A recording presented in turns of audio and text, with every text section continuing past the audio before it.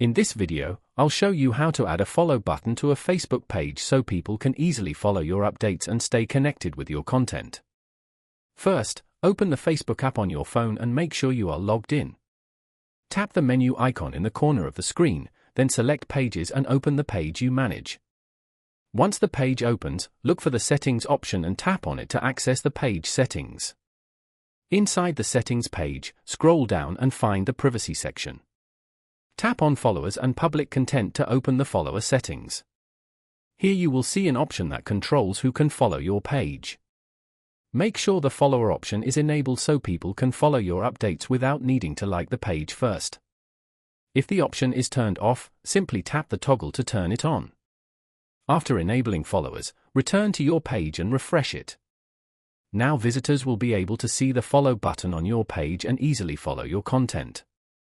This helps more people stay updated with your posts and increases your page engagement.